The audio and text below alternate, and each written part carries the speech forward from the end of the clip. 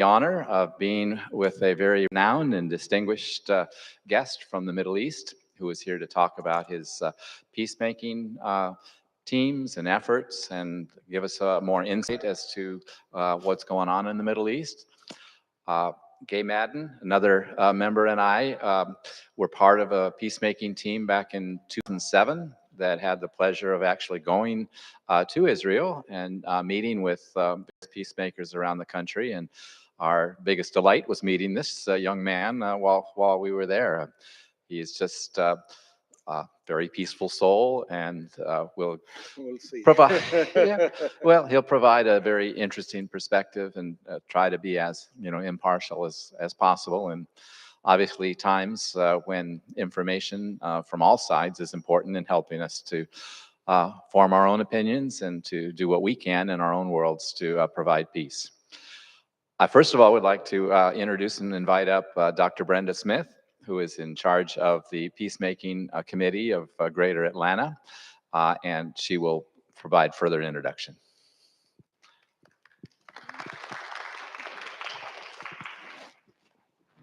Thank you. Good afternoon. Good afternoon. This is our fifth day, and we're on our wonderful trail of study and work and exchange with all of the churches. I am Brenda Smith. I chair Peace and Global Witness. We have two of our members here. Eric is a member, and Dr. B.J. Steele is also a member.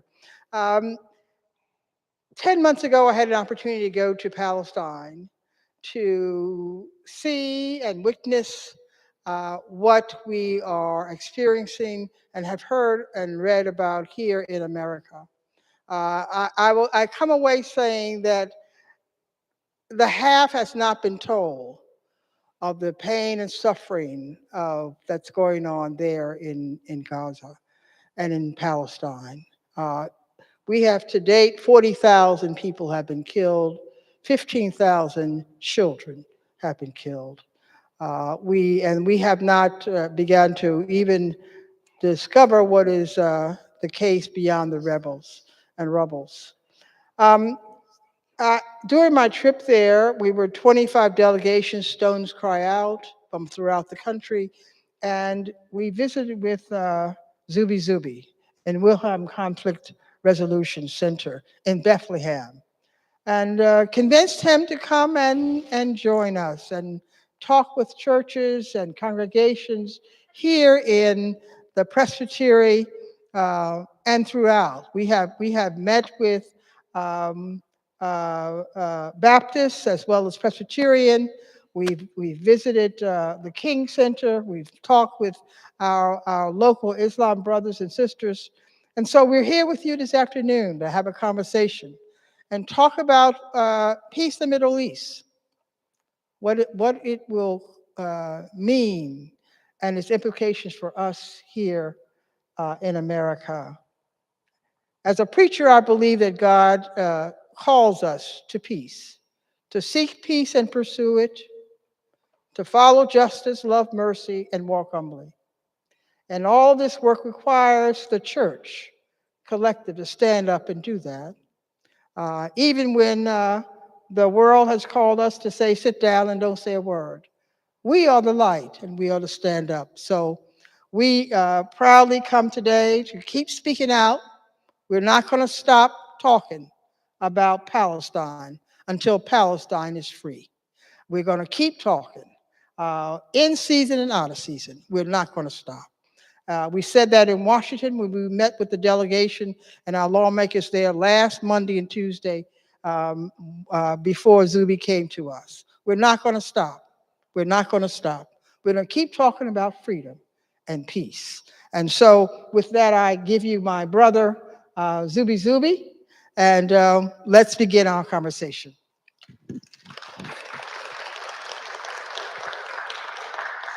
Thank you very much.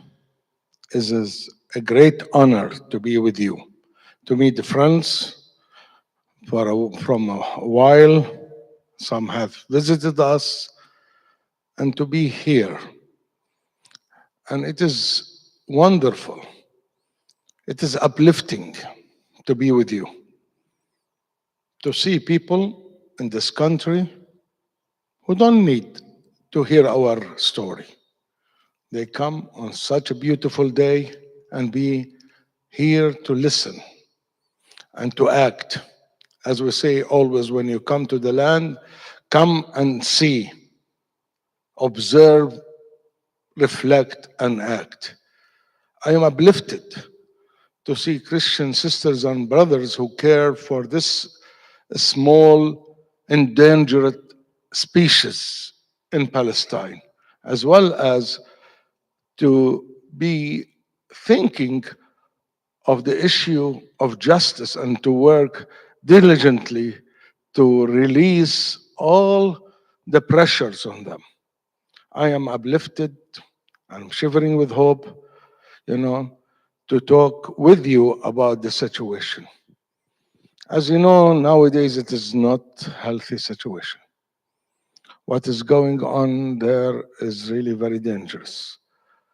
And it might also have another wave of conflict, more hot with Iran. The Israeli government is preparing its people for that. Although I doubt it, but the repercussions will be bad on us, bad on all the Middle East, and bad all over. You know, I have come to say thank you for your work. And in the name of the little brothers and sisters there, to appreciate all of what you are doing to alleviate the suffering of the people. It is not easy to see what is going on in Gaza nowadays. It is genocide. And we see in the West Bank slow genocide. Some might people say, we need to be away from these words. Yes, I think I have no problem to be away. But what is needed to stop this bloody conflict, to have a quick ceasefire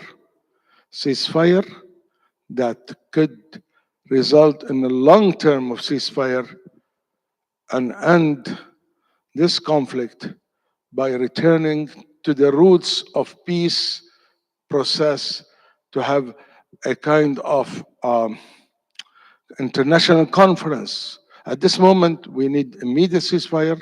We need international protection that lead to jumpstart the peace process. And we are afraid that what is going on will continue because Israel is powerful. Absolute power corrupts absolutely, as well as lack of power corrupts. Among these conditions that we live, what does it mean, a message of peace? As a local Palestinian Christian who live in occupied territory, is there a different message that I'm giving you than other Palestinians who are Muslims or other Israeli peace movement will tell you? I will say, no, we want peace. And our definition for peace is not the absence of justice. It is the presence, it is not the absence of war. It is the presence of justice on all levels. Economic justice, political justice, social justice, gender justice, and of course, we look for the well-being of the people. In 1993, 1995, we have Oslo peace process. And we thought it would be a quantum leap that will lead to a qualitative leap. But it didn't happen. Instead of being at the table for the peace process, we were on the table. And many times we are hearing people say, but October 7 is the problem. As if October 7, the beginning of the conflict. Actually, it has been happening since 1948 and even before, when the Zionist movement talked about that the Jews are a people without land, and Palestine is a land without people. So that's what is happening now. And I believe that there was a justification by Israel that doesn't need any justification to go on this war to ethnically cleansing the Palestinians from Gaza to go to where? To Egypt. And the Palestinians from the West Bank to go where? To Jordan. I hope they will not fulfill this policy. I hope that we will work for justice for all, not as I learned in Arabic, just us. We are reaching to a deadlock. And in order to break this deadlock, we need the following. First, to assume collective responsibility. All of us, the Palestinians, to continue their struggle non-violently to get rid of the occupation. The pro-peace camp in Israel, although they are small in number, to have a preventive approach of non-violence to help their government get rid of being the occupation. And the third, people like you who will empower the weak and bring the strong to their senses. So this is the first thing, collective responsibility. And we see collective responsibility at work in ending the apartheid regime in South Africa, and ending the conflict in Northern Ireland through George Mitchell, who really helped to have the Republicans and the loyalists in Northern Ireland to share the government. We see it in every place. And I learned it from our Lord Jesus Christ.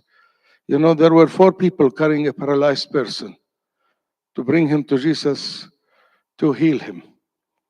The room was overcrowded. It is easy to say, we try, but let us go. Cheap discipleship. No. But what they did, they went on the roof, took some tiles, got their hands dirty, sweated, and lowered the paralyzed person in front of Jesus. And Jesus tell him, get up, move. What does it mean to have 4 people carrying 4 persons? This person. It is a baptism of collective responsibility by work and by action.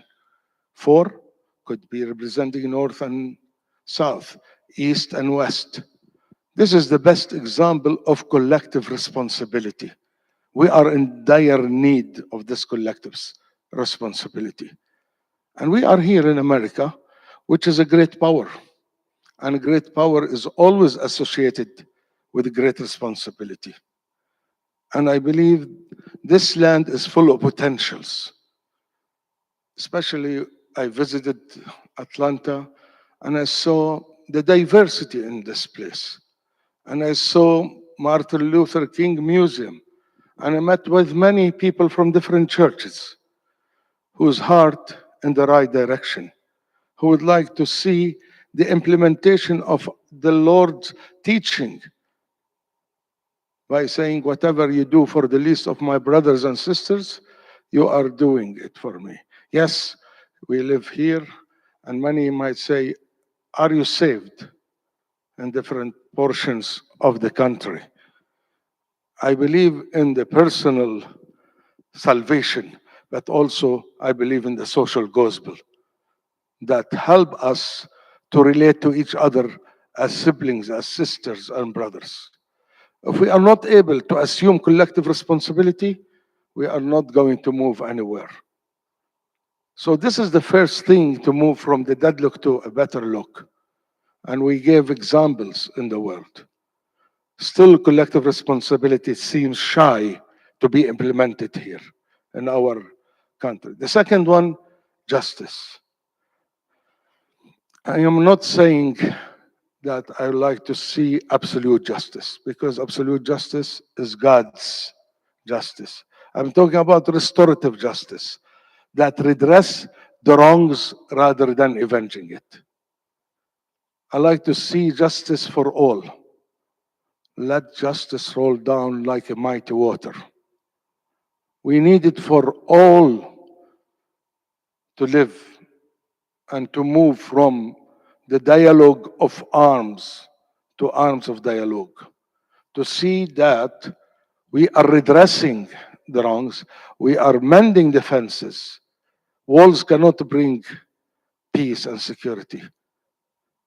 Good neighbors will bring good peace and good security for all. And justice is very important. There will be no peace without justice. And justice delayed is not justice denied. As Martin Luther King says, no injustice will last forever. I talk about justice because many Israelis say, oh, let us have peace. What does it mean? If we want to have peace, we need to have justice addressing the injustices that have been committed since 1948 up till this moment. We need to call a spade a spade. We need to call a spade a spade. We are not shy to tell that. You know the truth, and the truth liberate all of us. I learned justice, as you know, from my daughter. She was a child. We have different times of curfews. One time, my friend called home to see how am I during the siege, during the blanket curfew. And he called, say, where is Zoughbi? My daughter was small. She said, he is in the streets organizing, because we have lots of garbage. No one is allowed to move in the streets, And I thought, well, we need to live. We need to celebrate life, not death. So I was down. And he continued to ask her, how are the situations? How do you feel? She said, we don't have water because during the siege, during the curfew, Israeli soldiers shot at our tanks. We collect water in tanks that comes once every 3 weeks, 2 months, 2 weeks. It depends on the Israeli authorities. We collected in these tanks. But during the siege, during the curfew, Israel shot at these tanks and all the water come down. And when they besieged the Church of Nativity, there were many tanks and hit the electrical poles. No more electricity. All the food in the refrigerators, melted. So she was telling him all of that. And poor guy, he said, sorry. And my daughter said, sorry is not enough. I need chocolate. For her, this is a symbol of restorative justice. What does it mean to have chocolate and ending this bloody conflict? What does it mean? It means a lot. It needs acknowledgement of the mistakes. It needs to work for justice based on reparation, based on compensation. And we are not there even at the level of acknowledgement. Israel, up till this moment, play on the victim mentality. They are victims, and they try to perpetuate the guilt feeling in the States. They dwell on victimhood. Even in his speech at the UN, Mr. Netanyahu said, there are 7 fronts that we are fighting against terrorism. Wait a minute. So he tried to lure the world by saying we are, as Israelis, victims and those who are the aggressors. But forget that he occupied pieces of land here and there. And he forgot that dwelling in victimhood is suicidal. And enhancing the guilt in others paralyze others. Blaming is toxic. That's why we go back to collective responsibility. I don't want to dwell in victimhood. I don't want to be suicidal. I want to see things differently and to work for restorative justice, for assuming responsibility. Yes, it is risky. Any day that without risk is not part of my life. You know, we live just next to the wall. We work there. And we were under the radar by the tower of the Israeli who controlled that area. But nevertheless, we have nothing to be afraid because we have faith. And in the Bible, there are 365 verses in the Bible say, little flock, don't be afraid. And I feel that it is addressing our fear because there is nothing we have that really respect our humanity. So we try and continue to work for justice. So the third point is transformation. Nowadays, what is happening is enhancing extremism, perpetuating violence, extremism and fundamentalism is growing on different levels. And on top of that, there is more hate. We need to deal with the etiology of hate. We need to transform the garbage of anger, the garbage of hate. I call it into tree and flower of compassion. Because every day we are stressed. We are deprived of practicing our human rights, practicing our freedom, practicing of our religious freedom to go to Jerusalem. Jerusalem is away from Bethlehem 5 miles. And we are not allowed to go there. And it is the first time in history, in the last 2,000 years, that Bethlehem is separated from Jerusalem. Yes, I believe in heavenly Jerusalem, but I love to live in earthly Jerusalem. I believe in life after death, but I like to live life before death. I like to live it with others who are different than me. I like to celebrate differences. I like to move forward with our approach. So transformation is very important. It is not 10-minute oil change. It is a life experience. And I believe it on the personal level, on the community level, on the transnational level. But it's not easy. And the Bible is full of examples of transformation. Zacchaeus was a tax collector. He sucks the blood of the poor. He heard about Jesus. Jesus coming from the north, passing by Jericho. There is the sycamore tree there. Sycamore tree is bigger than olive tree. He was a short person. Nothing wrong with short people. He climbed to look, to see Jesus. Who is that? Jesus. Jesus saw him and said, Zacchaeus, come down. I'd like to have dinner with you. If you were at that time the followers of Jesus and to see Jesus, try to be friendly with this guy, say, what kind of message is he giving us? But of course, Jesus has been thinking of how to transform him. And Zacchaeus gave half of his money he collected to the poor, and he paid 3 or 4 times to everyone. This is transformation that is needed. And also Shaul, on the way to Damascus, he was transformed. He became Paul. We need transformation. I don't know what will be waking us up to have this transformation. That doesn't mean that the Israelis needs to change and we don't. All of us need to change. All of us need to assume collective responsibility.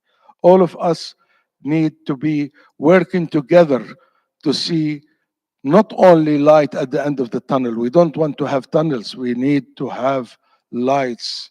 We need to see fruits of our struggle that will be good for all. You know, in the pedagogy of the oppressed, there is something saying only the power from the oppressed is sufficient enough to liberate the oppressed and the oppressor. We need that kind of power, and we cannot have it alone. We will be empowered by you. Your involvement with us, your partnership with us, give us more meaning, more depth, and more hope. Without this kind of empowerment, we'll not be able to move forward. We need all of that to work, but equipped with hope. Hope and faith are two faces of the same value. I cannot live without hope. I cannot live without faith.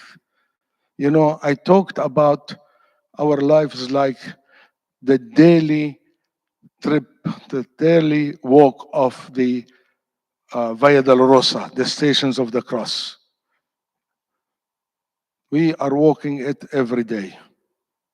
But we always remember that the last station of the Stations of the Cross in Via Dolorosa, the old city, leads to the empty tomb. I believe in resurrection on the theological level. But also I believe that all of us, if we assume collective responsibility, restorative justice, transformation, and equipped with hope, we can move from the dead look to a better look. And we believe in being victorious over injustices, over all kinds of tyranny, oppression, discrimination, racism. I like really the Second Corinthian, which represents our whole story. You know, Second Corinthian chapter 4, 8 to 10 seems, which says, "We are oppressed." Let me read it. If oh boy.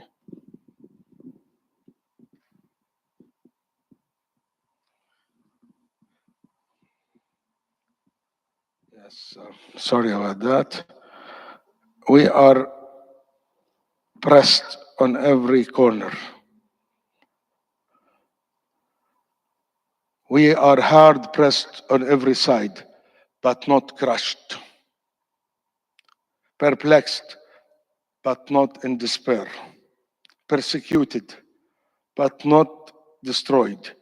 We always carry around in our body the death of Jesus, so that the life of Jesus also be revealed in our body. This is our belief. No injustice will last forever if we are equipped with faith and hope. And as in Romans chapter 5, verse 5, hope will not disappoint us. And hope will not disappoint us because we have a beloved community here and there. And there are people who care and work with us for justice and peace. Enhance our walk in the less traveled road. Empower our commitment to nonviolence and justice. And we would like you always to continue prayers, because we believe in the prayers that lead us to continue with love to others, because I don't want to be hateful. And I don't want to see what is going on to be a religious war, either to win a seat in heaven or conquer the enemy. I don't want to win a seat in heaven through that way, and I don't want to conquer the enemy. I like to celebrate life, to celebrate it with others, and to live in diversity, to live in respecting others, to live empowering the culture of acceptance principle, that we accept others' religions, cultures as they are, as well as we'd like others to accept us as we are. And thanks again for your work, for your prophetic voice, for your prophetic action. I like to have a dialogue rather than a monologue.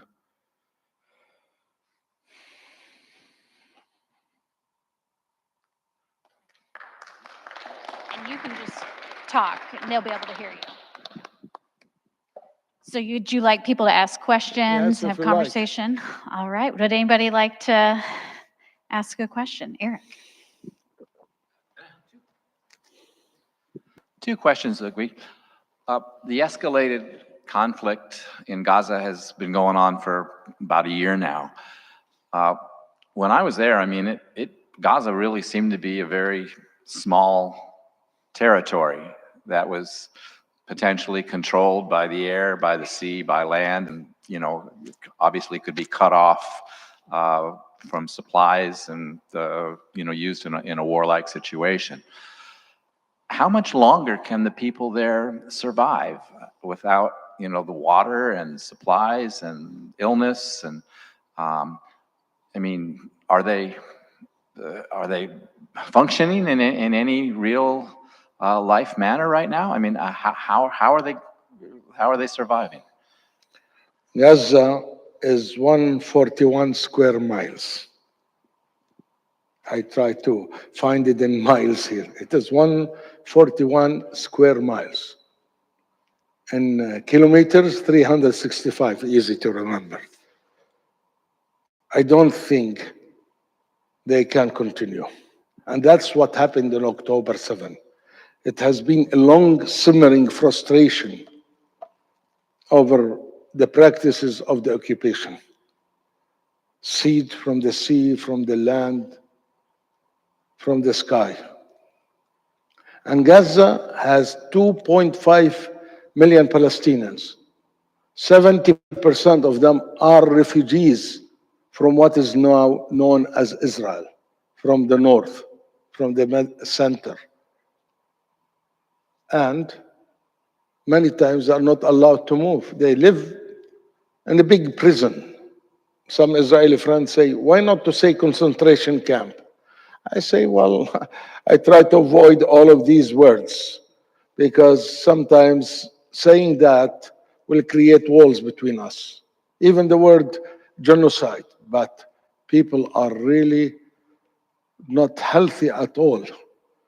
What Israel has been doing since October also 7, hospitals were destroyed, schools, universities, 90% of the infrastructure destroyed, 80% of the houses destroyed.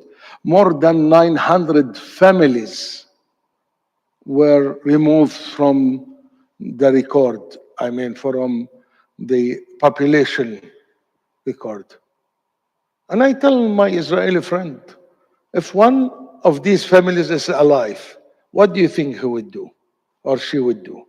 Would she, if sees you, kiss you, hug you? This is not recipe for peace. Only if we recognize each other and respect each other and say that everyone has the right to live in secure borders and safety, we are able to continue to live together. Otherwise, there will be cycles of retaliation. And I think Mr. Netanyahu, with the two, Smotrich and Beni Gvir, who are the most right-wing ever government in Israel, think that it is ethical to let the 2.5 million people die of hunger.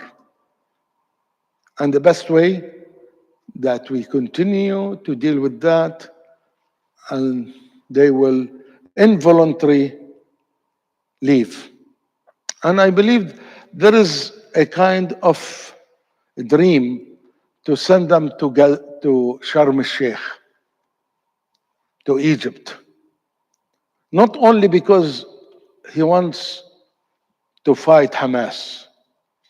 He wants the land without people there. After the discovery of oil on the coast of Gaza, and the oil there is thicker and better than all the gas in the Mediterranean. Not only that, Netanyahu started a project to connect the Red Sea with the Mediterranean and to have linked it to Ben Gurion Canal that will be able to transport gas and oil through that to Europe and not use anymore the Suez Canal. Look, Israel has signed a treaty with Egypt, and even that treaty is not going to live because Netanyahu is thinking of how to gain more support, more economical benefit through that. So probably what he is wanting to do in Gaza, as many people to kick out, to kill, to terrify them, and probably he wanted to copy what happened in 1948. That's why I am omitting the verb past tense and to say it has been happening since 1948. And to have maybe 200, 300,000, 500,000 to live in Gaza, to be slaves, to be working in sweatshops, and this will help Israel to move forward. Now they are doing that for Gaza, and they want to do more in the West Bank because the West Bank is much more important for the right-wing people who believe that they are the chosen people and Palestine is the promised land. And now they don't call it West Bank. They call it Judea and Samaria. And they have increased building settlements, destroying houses, creating more roads only for settlers, moving forward. They steal the water. 90% of our water from our aquifers have been taken to Israeli. And then they will say the Palestinians are terrorists, fundamentalist, extremists. And I don't know, what do they have in mind? How would like the Palestinians to react to all of that humiliation and enslavement? And it will not stop here. It will continue. Netanyahu is thinking of greater Israel. They want to have the water of the Litani River in the south of Lebanon, taking justification that Hezbollah has been rocketing Israel. He wanted that to be part of greater Israel. I think if they are able to do it, the coming months, years, from the Euphrates to the Nile. I don't know. How would he do it? What can you do now? It is not very intelligent from a successful strategy to be creating more enemies around you. Lebanon, Palestine, Israel, peace camp, Syria, Yemen, Iraq, Jordan. And this is not very helpful. So the people of Gaza would like to be liberated. And when we had the peace process in 1993, 1995, it was a quantum leap. And we thought this quantum leap would lead to coexistence, to have possible justice, to live and celebrate life. But such a dream didn't come. And of course, people cannot wait longer. And even now, when he thought that to get rid of Hamas, what would he think? Who will come? The same story happened when Israel waged a big scale against the PLO and accusing the PLO of this or that. And the prefix for the Palestinians used to be terrorist and extremist. But what happened? The PLO is no longer as used to be strong. Now we have Hamas. What would we have after that? The more they kill us, I believe the younger generation will be much more radical. 70% of our people under the age of 30. So, yes, some might leave, some might be killed, some might be imprisoned. It is never be a recipe for peace. I hope he will change his politics, and the only leverage he has is the American government. And I'm afraid it is not the time for it, because Americans have elections, and probably, forgive me, that to say that the two parties are competing with each other who's help and support Israel. You know, already we saw that the current government in the United States administration have supported Israel with $40 billion. And you know, every year, $3.7 billion. I believe if we are able to stop providing Israel with arms, it will humble Israel. If we stop or make our assistance as Americans to Israel accountable, it will be different. Nowadays, Netanyahu believes that the American administration will come to help more and more, bringing more troops, more sophisticated weapons, and to go on this fight. And you saw the competition between Mr. Biden and Mr. Trump. Mr. Biden advised the Israeli not to bomb the nuclear reactor in Iran. And Mr. Trump said, go ahead, do it. And this is, again, where is this world's responsibility?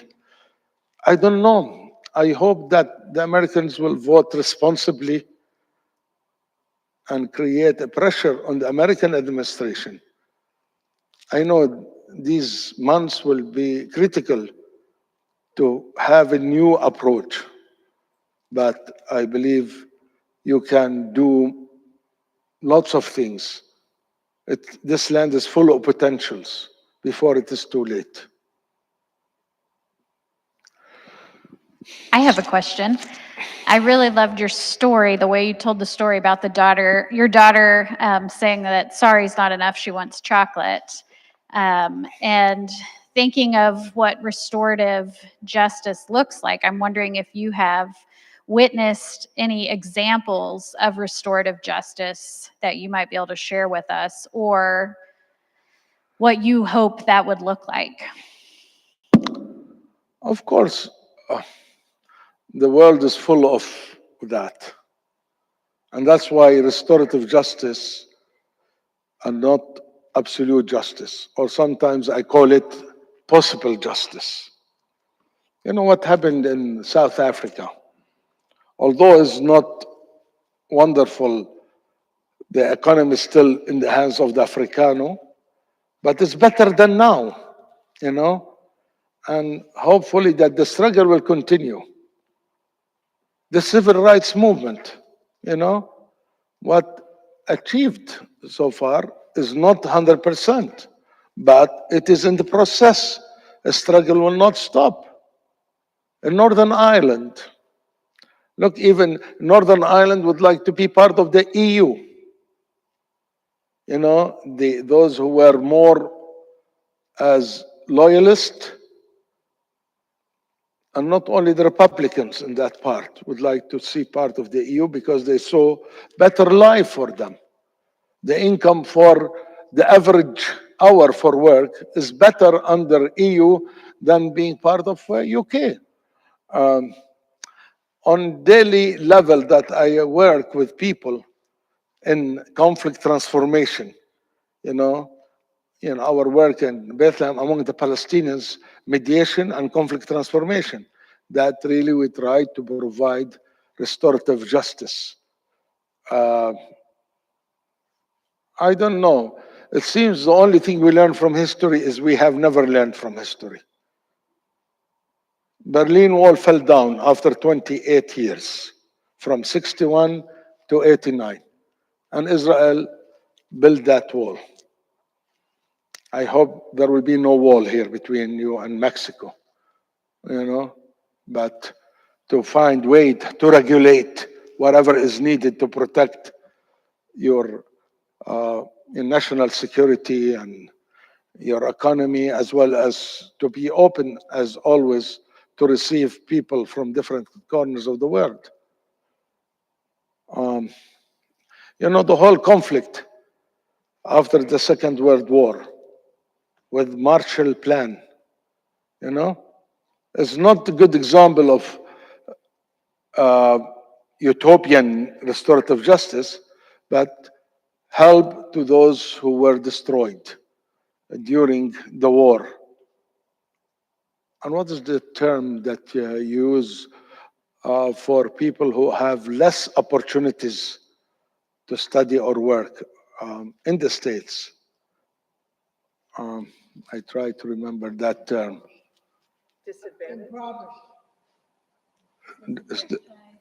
Yes, to help others. So anyway, we need to work more to give more examples on the government levels, on the political struggle, and to move forward.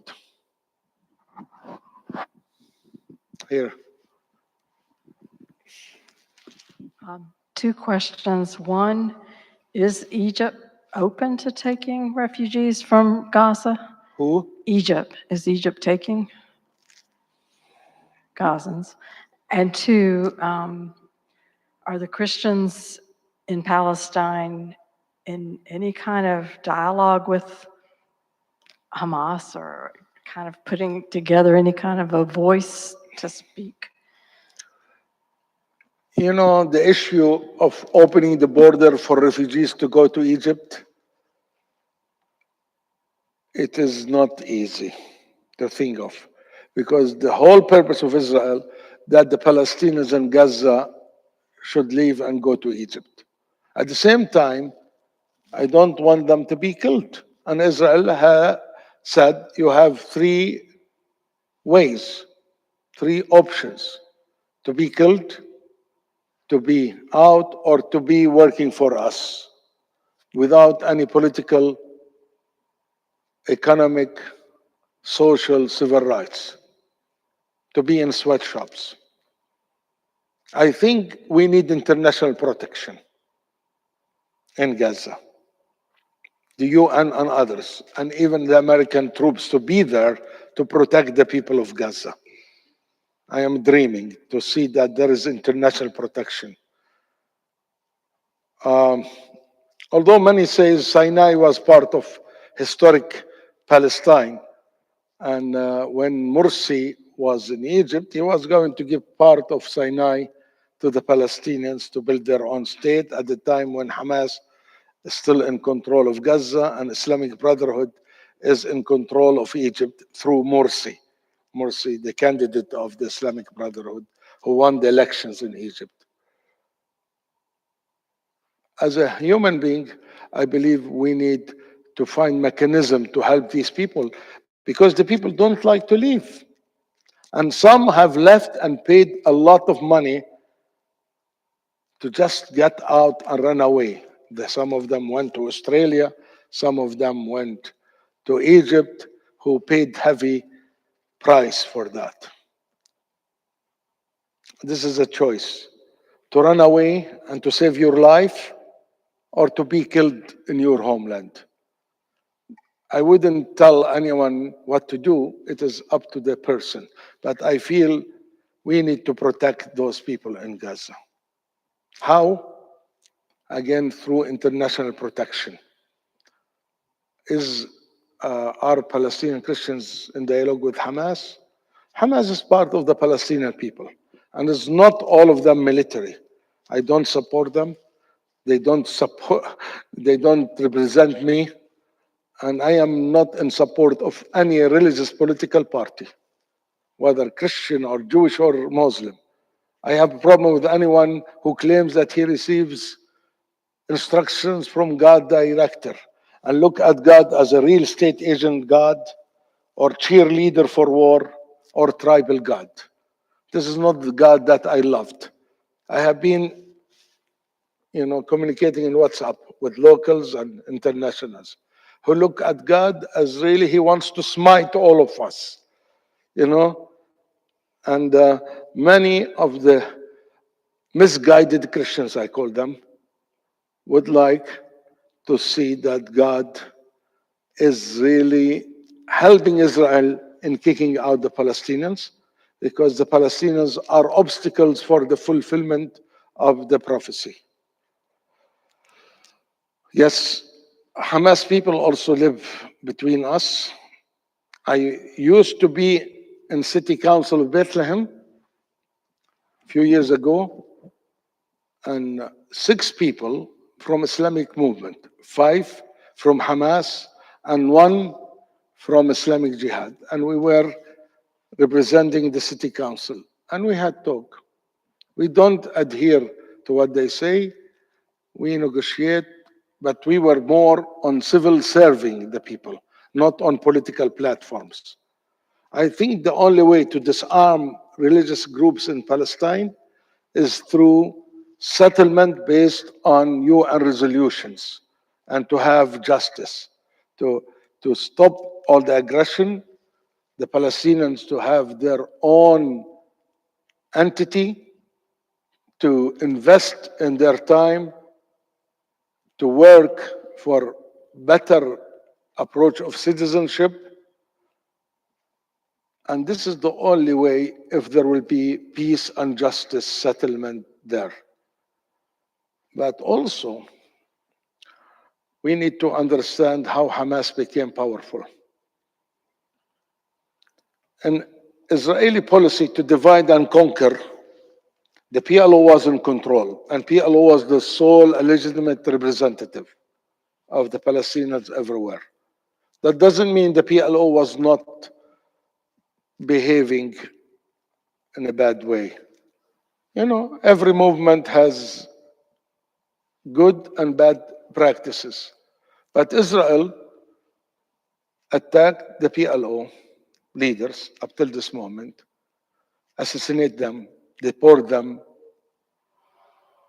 So while they are doing that, during the 90s, Israel indirectly support Islamic Brotherhood, where Hamas came from. Any leader of the PLO will be in prison or deported. And Israel turned blind eyes to the activity of Islamic Brotherhood. And Islamic Brotherhood were doing a lot of terrible things against the people during that time. In prisons and outside. They burned the Red Crescent in Gaza because they accuse Haider al-Shafi, the head of it, as communist. They throw some professors from the windows in Al-Najah University. The beginning of it, like that. So Israel was thinking, okay, that's the way, that's what we want. It's like, supporting Inkatha against the, what they call it in South Africa. In support of the apartheid, creating Inkatha against the political party of Mandela and Bishop Tutu. Anyhow, later on, Hamas became the giant that threatened Israel, and Israel began to crack on Hamas. And even in the last time, when Hamas was under, siege in Gaza, Israel allowed the money from Qatar to be in bags and to be handed to them. And Israel, I don't know, they have that approach. They want Hamas to do something stupid in order to justify the ethnic cleansing of Gaza, or it happened like that. So all the money that Qatar paid for Hamas was under the eyes of the Israelis and supported. And I wish Hamas was much more intelligent and invest with this money job opportunities, building infrastructure for the people to live better. Yes, they are in siege, but they can use it for better education, invest in the well-being of the people, rather than to buy arms and justify the aggression of the Israeli occupation, whether in Gaza or in the West Bank. And nowadays, Israel is moving to the north of the West Bank. And there were some people who used weapons against them.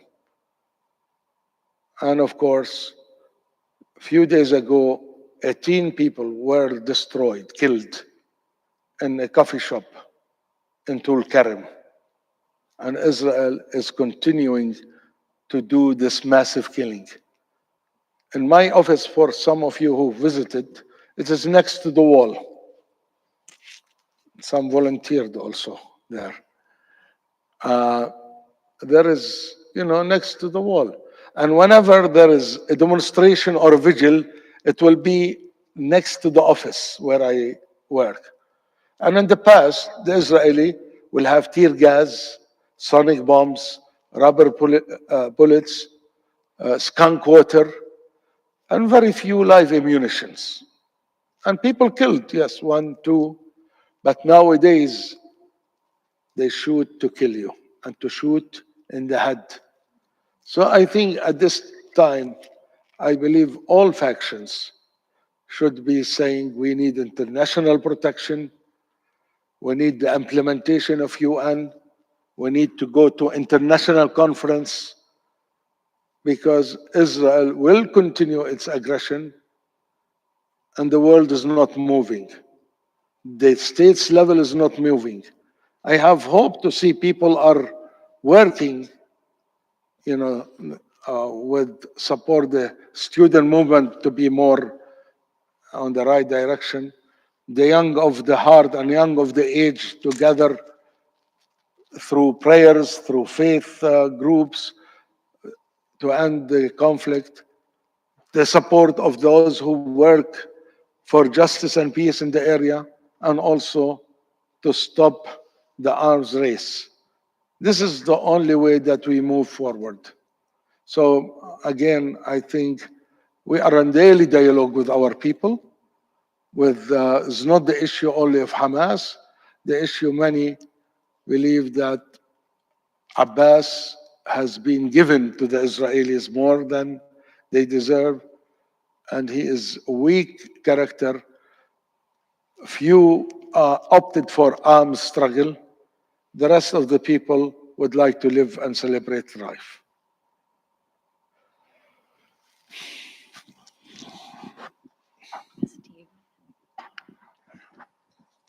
Having gone to Palestine now and have come back, these past 8 months, I am more and more convinced that America, we stand in the eye of a storm. And this storm is taking us into World War III.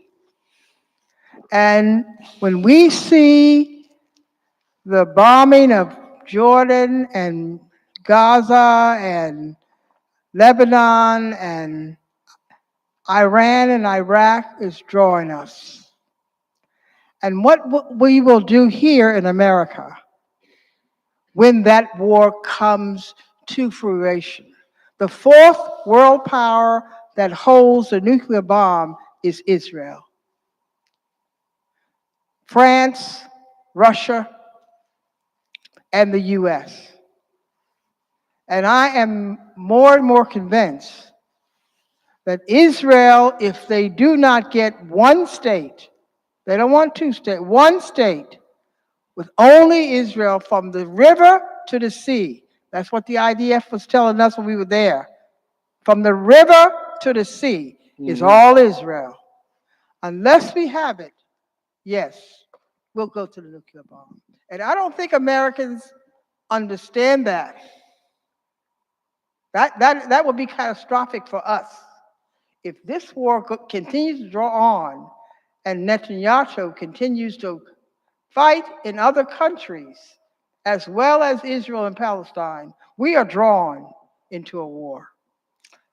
I believe this is the whole politics of Mr. Netanyahu, to drag America into the war against Iran. On his agenda from the beginning is Iran. And since Iran played in his hands and supported groups in Yemen, Iraq, Lebanon, and Hamas, he finds the justification for that. And nowadays, we see escalation in the West Bank. You know, I don't know what is his name, who is coming from America to visit Israel and to coordinate the attack. He is Corella, his name, from the American leadership, military, is now in Israel and have talks with the Israeli leadership. I hope they will not go on that war. I hope they will not, because it will be a regional war. It is easy to start a war, but it's not easy to end it. And if there will be attack on a nuclear reaction, although I believe Iran doesn't have it, but if it has, Iran will attack also Haifa. And then Iraq will join. Few days ago, there were drones from Iraq against the Israeli troops in the Golan Heights, and 2 were killed. So and Iraq will send people and troops to go through Jordan to attack. And already now in Lebanon and Syria, every day Israel is attacking and killing people. I don't know what is in the agenda of Netanyahu. And I don't know why America administration is not able to stop it, rather than providing weapons. It will be to a third world war. I hope not. I don't think Russia is interested to come and fight, to support whatever. China is far away. But who knows that crazy person like South Korea, what would he do? Or North Korea, sorry. North Korea, what do he do? And what others in the Middle East? I don't know if the leftover of Hezbollah fighters have anything on their rockets. I don't know what will happen if in Gaza, I know that Hamas is devastated, but if they have any sophisticated weapons. But I'm afraid that Israel will use white phosphor and a lot, maybe limited, depleted uranium against groups, people here and there, and to instill fear and terror on the people to lead them leave. But who will stop it? I don't know. UN is very weak. US is busy with elections. EU is busy with the Ukraine issue. And we talk about the quartet. Russia is not interested at this moment, although Russia said will provide Iran with sophisticated fighters. But with this equipment and sophisticated weapons, create a better atmosphere for other people here and there for the cause of coexistence? I don't think. And the Israelis are still supporting Netanyahu, and his popularity has enhanced. And according to the recent polls, he had more seats if there will be elections in the coming months. I don't understand the psyche of the people in Israel, who some of them were the victims of the Holocaust. How they behave to inflict pain on others. It seems they didn't learn from some of their people who suffered under the Holocaust. And we become the victims of the Holocaust. I don't know what to answer you. Who will stop it? Movement on the grassroots level here from America, you know? And I believe also the Jewish people here also could do more. During the civil rights movement, they were more active, but they are not now. The churches, some of them are active. They are rays of hope. The young people are active, and I don't know the accusation of them. And then they want to silence you if you criticize Israel, anti-Semitic. And they criticize the Jews who are against what happened in Israel, self-hating Jew. I believe it is the time to think of this terminology and not to be afraid of it before it is too late. And I believe the United States has more interest in the Arab world than supporting a state will always think in terms of wars, in terms of aggression, and you are there to help them and to empower them.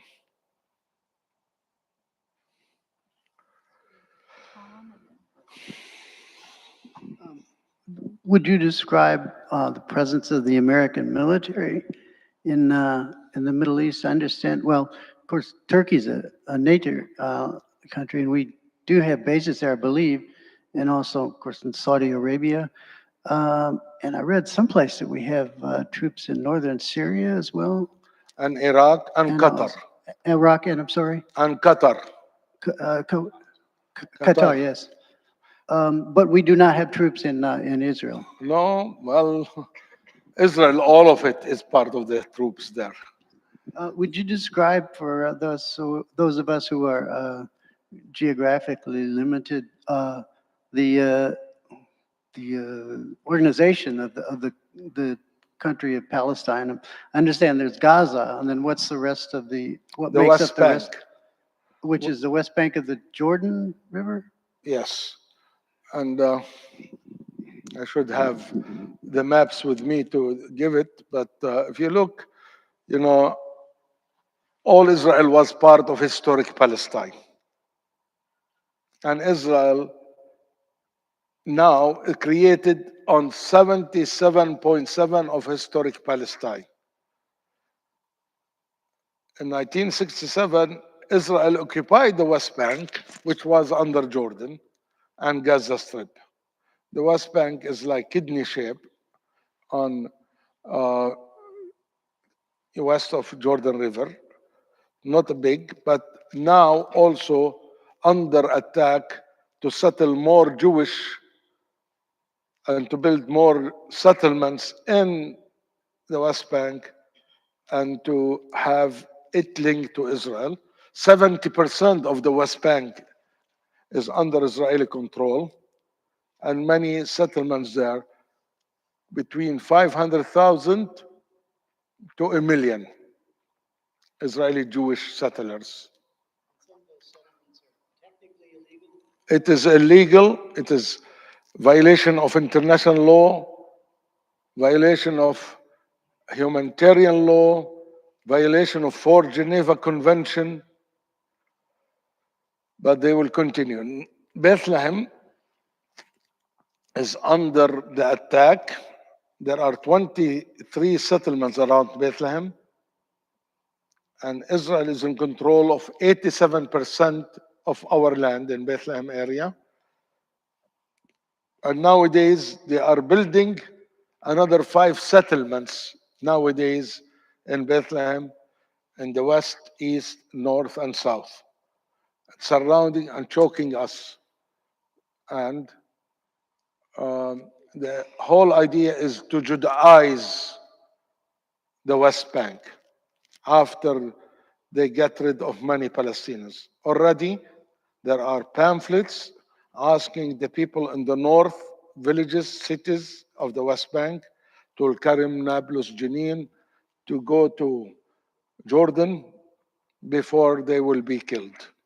And also, every day witness many Palestinians in prison, imprisoned every day. And I believe nowadays with the new ships coming from United States, with more weapons, with more soldiers in the area, is it to support Israel? Is it to control more after what happened to Hezbollah and what is happening in Iraq, Yemen, and Syria, and different places? You know, the Americans have the only power in the Middle East now. Turkey is part of that. Qatar has the largest American embassy and the Israeli Chamber of Commerce. And there are troops in Iraq, there are troops in Syria, American troops, and in Jordan also. So if the American administration wants to stop this ugly war, it will. But what shall we tell them? We have oil, we have olive oil. And they discover gas and oil on the Mediterranean in Gaza. And Israel is taking that. Well, that was the original reason for the United States becoming involved in the Middle East, wasn't it? For petroleum, basically. In Israel, no, the story is different. I remember in 1956, when France and England and Israel attacked Egypt, United States stopped them. And at that time, United States wanted to build a relationship with Egyptian leadership at the time of Nasser. And there was a group, underground Israelis, carried out many attacks on American interests in Egypt, accusing it of Egyptians. You know? And later on, it was discovered it was under the Lavon affair, and Israel wanted to create a wedge between Egypt and America. And 1967, when Israel occupied the remnant of the west of Palestine, West Bank and Gaza, United States was the only ally to Israel, because so that Israel is powerful and could be really a good ally against the Arab regimes.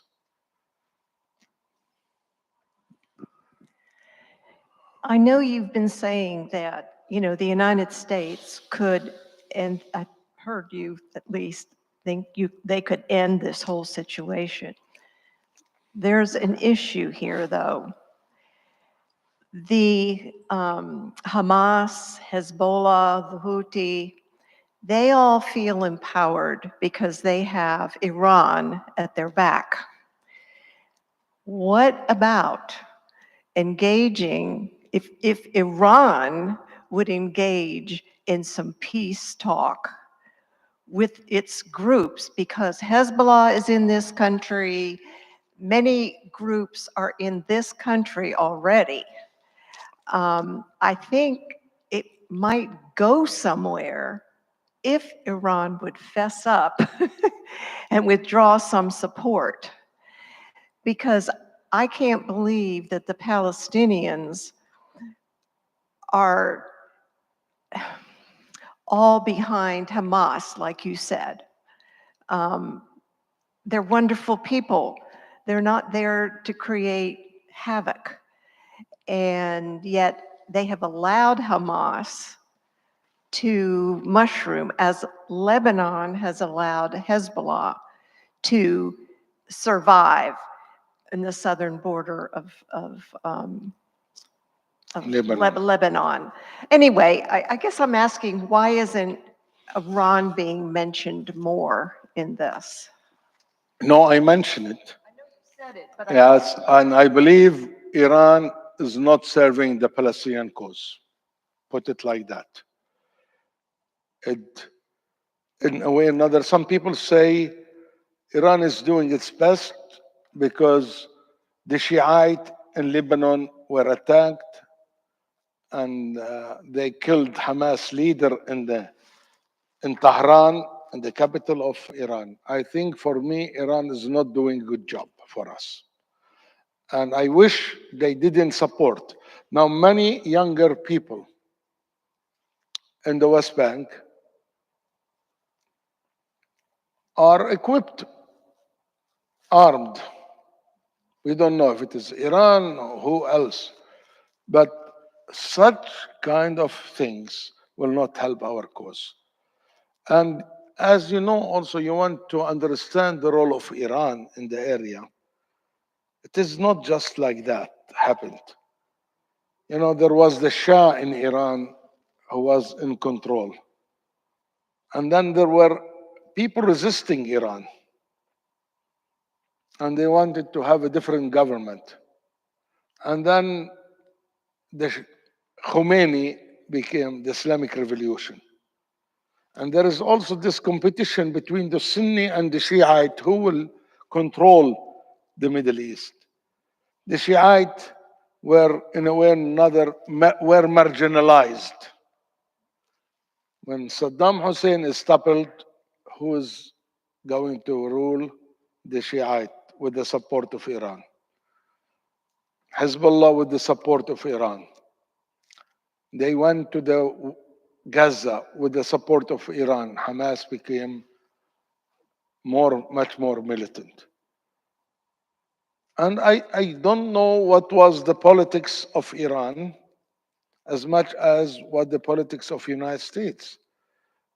You know, United States also, you know, in the absence of a peace process in the West Bank, led those people to look at Iran as a savior, as empowerment, who train and who give money and arms to resistance people. And nowadays we talk about that, and they will say it seems that if Iran stopped and other groups, Houthi, the militia in Iraq, Hezbollah, that Israel will control the Middle East. I don't buy it. But at the same time, I would like to see alternative. I don't want to be under the umbrella of Iran or any regime. I want my people to live in dignity, to have, you know, their own entity, not to be under occupation, to coexist with other neighboring countries in the Middle East, and to stop these massacres. You know, Hezbollah is now weak, but still the ideology of Hezbollah is among the people. You know, in 1992, Israel assassinated the former chairperson of Hezbollah, Hussein Mousawi. Then came Hassan Nasrallah, who is much more charismatic and more radical, and have regulated his relationship with Iran. Hamas is not as strong. I'm afraid there will be more radical people if the situation continues in Gaza. And Islamic Jihad also will have it. The Yemen Houthi, they felt empowered by Iran. You know, again, if this continues and the absence of a real peace process, we'll have more fragmentation and more groups who might be more radical, more extremist in the absence of any political solution. The only way to disarm Iran, disarm Hamas, Hezbollah, is that Israel withdraw from Lebanon, leave the Lebanese alone, withdraw from the West Bank and Gaza Strip, and of course, to relinquish its control over the Golan Heights. Golan Heights is Syrian territory. Many times we forget the root causes of the conflict and we enter in the blame game and not looking at things from its roots. I hope, but again, it depends here on the American elections. I believe Netanyahu would like to do much more and to have a free hand in attacking Iran, the nuclear capacity, everything before the elections. I don't know if President Biden will be able to tell him stop, or he is not listening to any American guidance. He believes that he likes also to see Trump there because President Trump say, go ahead. And I don't want to be, as a toy in the hands of the competitions of the two parties here, and we pay the price. And right-wing Christians play a very negative role. The misguided Christians who look at Israel as the fulfillment of the prophecy, and we obstacles for the fulfillment of the prophecy. They want to speed up the second coming of the Messiah. And I say, why not speed it up, but not on my expense? At least I will get rid of the occupation. There will be no more. But I mean, I don't know this politics, right wing, multinational corporations, the people who sells arms, those who are interested in oil and gas, all of them create a group that not respecting the human rights. And I don't mean only America, but look at the Arab regimes. So 57 Arab countries and Muslim countries were not able to have a cup of water to the people in Gaza. They're also part of this plight. And of course, Israel is the main cause for our plight. I hope Iran will say, although Iran said it a few days ago, that we will not continue. We did our attack, saved the face of our government, but Netanyahu will do it and will continue to do it.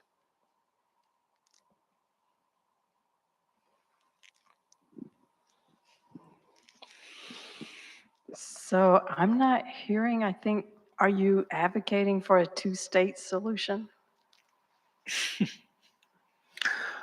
I am now advocating for a ceasefire and to start rehabilitation and sending aid to the Palestinians. And if we want to have two-state solution, we need international conference, implement UN resolutions for Geneva Convention. For me, in the long run, to be frank with you, I am for one secular binational state. But in the meantime, yes, a two-state solution will create more confidence-building measures, trust-building measures, and the people will go back to trust each other and work. It might lead to one secular binational. This is a dream. The problem with Israeli politics now, no viable Palestinian state. The West Bank has been eaten with the settlements. Israel annexed East Jerusalem and became the eternal unified capital of Israel. Gaza, if that's true, Israel would like to have the gas from there and to have this canal. And I think Prime Minister Netanyahu showed the map in his speech at the UN. Please look at his speech. He showed the map, and he was saying normalization with the Arab world, and he talks about Saudi Arabia, will bring blessings to the area. He didn't mention the Palestinians. He talked about him as a victim.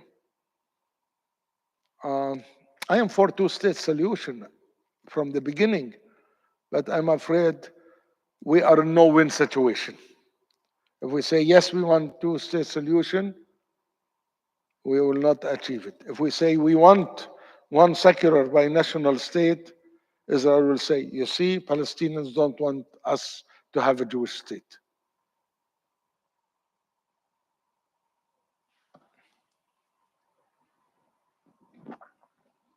Yes, say, did anybody who hasn't gotten to speak yet? So do you think there's any chance that either side would look at a simulation as a path to peace?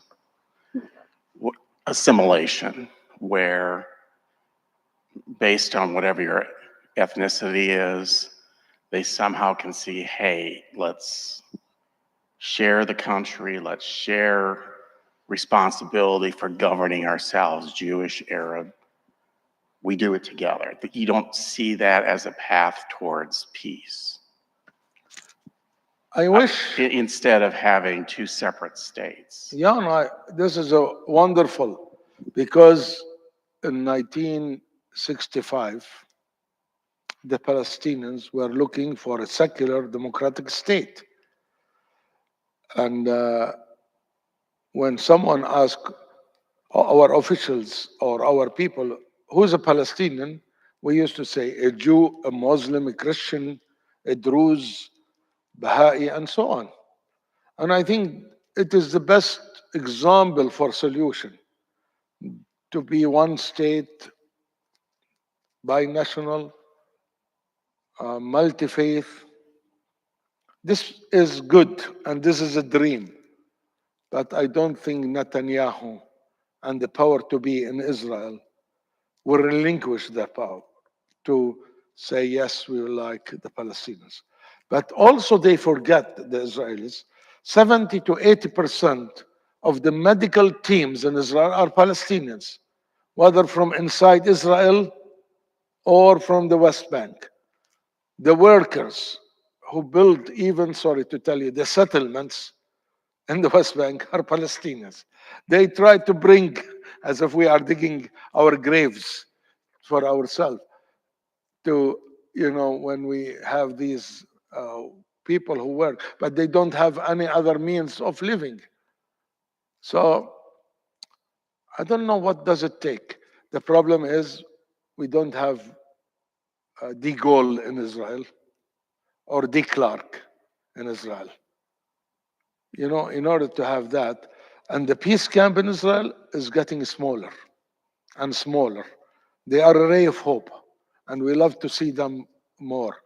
But look, nowadays there are still demonstrations in Israel to pressure Israel to get rid of or to rescue, to save the hostages.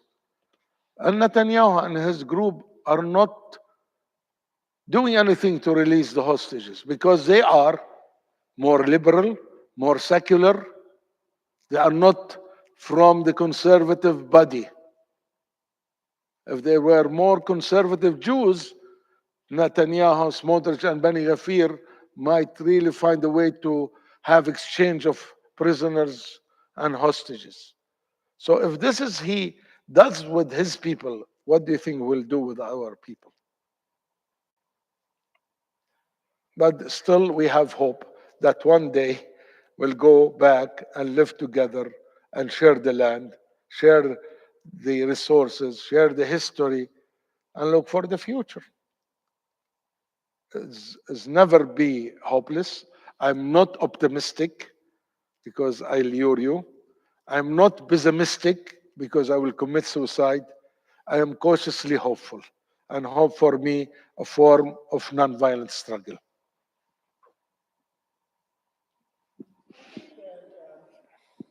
I am hopeful too.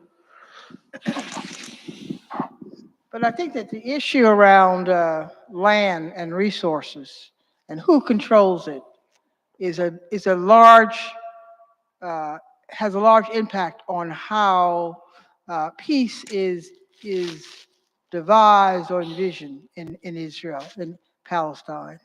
Uh, Israel wants to control the resources, gas, land, gold, minerals. It is a financial Profits. opportunity for generations, and to impoverish a people, to continue to disenfranchise them, to take the land, is all a recipe for erasing a people. And human history has that stain on it. We have erased peoples from the beginning of time. And I'm afraid that that's really what's behind the agenda, Yes. is to erase and take control of the resources there in the Middle East. I agree. The matrix of control is all what Israel have over resources, material resources. They want to deal with us either cheap labor, captive market, and garbage dump. I give you an example about the matrix of control. My wife is American. She is a Hooger from Indiana originally. Now she came to live with her mother in Michigan. I have been married since 1990. And she is a tourist at my home. She is not allowed to live with me.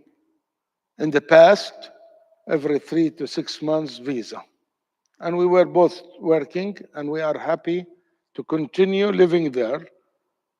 We pay for the visa. It costs us, but we can live. And they allow her 3 or 4 times to renew the visa and then ask her to leave the country.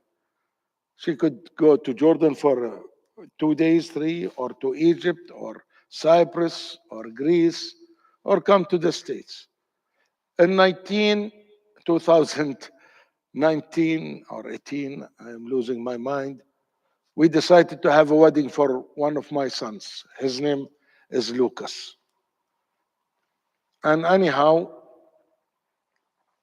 she was in the States in order to come and to have a 3 month visa as any American citizen through Tel Aviv airport. She took the Greyhound bus from South Bend to Chicago and then to fly from Chicago to Tel Aviv. Tel Aviv airport say you couldn't go to the West Bank. You couldn't enter Israel. You need to leave on the second flight to America. So she was not allowed to rest even in a hotel. She was taken as a prisoner. And she's American. I'm sorry to say, Anglo-Saxon. And she and her family used to pay taxes to America. So we have a wedding, what to do? American guests were at my home waiting for her to come. She was advised to go to Jordan to cross the bridge. They didn't want her to come through airport, let her go through the bridge. And at the bridge, they say you cannot go. 2 reasons. You have been involved with illegal settler activity. I don't know what does it mean. And she asked them, what does it mean? They say, have a lawyer and look at that. And if you look at Haaretz, I can send it to any one of you, this article in Haaretz by Amira Haas wrote about it. Anyhow, and the second one is you overstayed your visa. We have a wedding to come to Jordan. I cannot move my family all. And also those who come from America, they come to see us in Bethlehem. Israeli paper wrote about it. Human rights, asked them to help. Clergy, until one of the clergy from the Catholic Church, called and tried to reach to COGAT. The COGAT is called the Coordinating Office of the Israeli Government Activities in the Territories. Big title. And he said, okay, we allow her to enter the West Bank on 5 conditions. To pay $20,000, which is 70,000 shekels, in order to guarantee that she will leave in 3 months. That's why illegal settler activity.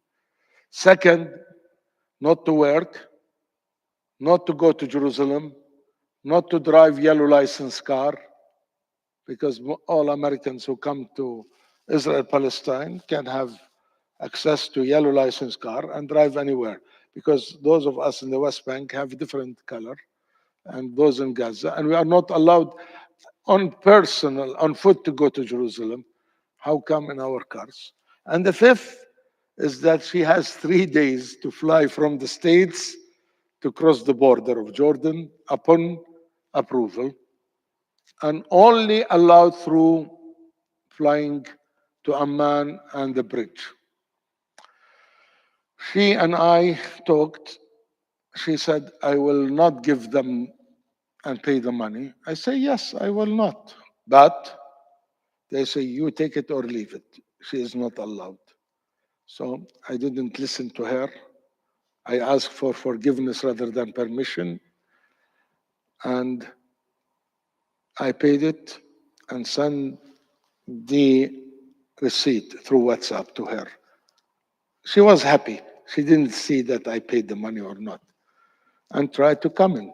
And they say, your family didn't pay us. You are not able to come. So I went to the banker. It happened to be my niece. And it was Thursday. And Thursday closes our banks early. And the Jews have Friday off, Saturday off.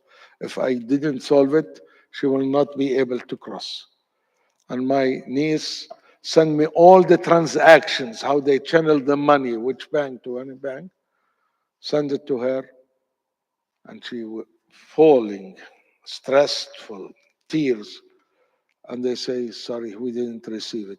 Until one guy say, I am sorry, the Ministry of Finance didn't inform the Ministry of Interior, the Ministry of Foreign Affairs, but you have paid it and we allow you to come.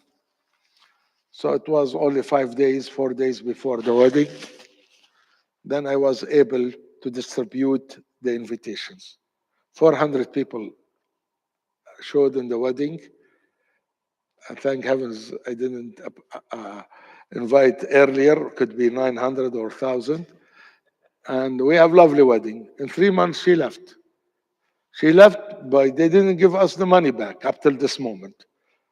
And she applied to come back. Now she always cannot cross Jordan to the bridge unless the Kokat say yes. Nowadays she is not allowed. I have 2 happy occasions before I start the tour with the Presbyterian Church. One, my daughter got married earlier, and it was during COVID. She didn't have a party or reception. She said, Dad, I want to celebrate. I want it here. Say, okay. I came early, and we had that celebration here. She was able to have at least 100 people in her vow renewal. And the second, my son was supposed to get married in Bethlehem, but not possible because my wife is not allowed.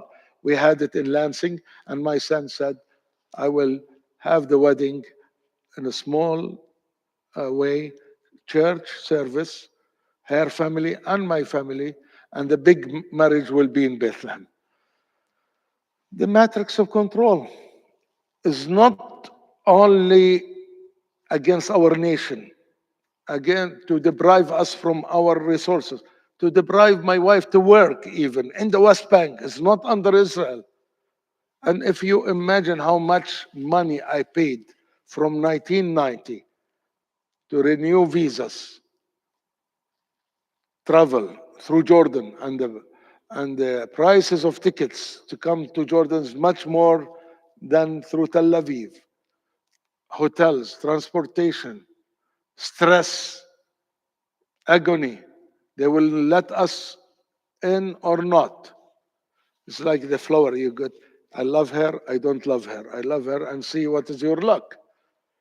This is the matrix of control. Israel not only wants resources, but they want to milk us and to really deprive us from our humanity and to exert pressure at the end that we leave involuntary. So this is an example, but I refuse to hate. I refuse to take revenge, although many times when I'm angry, I consider legitimate anger, holy anger. I transform it. And working in the garden of Wiam and at home, in trees and flowers, despite we don't have enough water. But this is our life, and we continue. And with your prayers and empowerment, we can continue in this less traveled road. This less traveled road of non-violence, restorative justice, and fighting against all the injustices done to us on the personal level, family level, and the community level, and national level. I don't know how long we can go on. Now I supposed to leave on October 10 to 9 to go to Jordan, but I don't know if this war will not be able to let me go or not. I have staff people working at WIAM. I have extended family there. And yes, I have been working from here, mediating and not sleeping well. But this is the cross we carry. And we thank you to be the Simon to carry the cross with us in these stations of the cross. For your wisdom and your stories and being a ray of hope for us to share in. So thank you very much. Wanted to invite all of you. There are some light refreshments out there afterwards, and you can have a chance to talk with one another. You have some closing remarks? Just to say that for those of you who would like to continue the conversation and to continue each other's company, John and Kathy have made a reservation at a Mediterranean restaurant for us as a group, and are welcoming everybody to come and join in there. So we will have some continued discussion. Thank you. Yeah, if you want to go to dinner, go talk to Kathy. She can tell you where it is. All right, thank you very much. Can we give him a round of applause and thanks and gratitude? Thank you. Thank you very much for your compassionate listening, for your empathy, for your solidarity, and walking with us. Thank you, thank you, thank you. Please continue praying for us and for justice for all.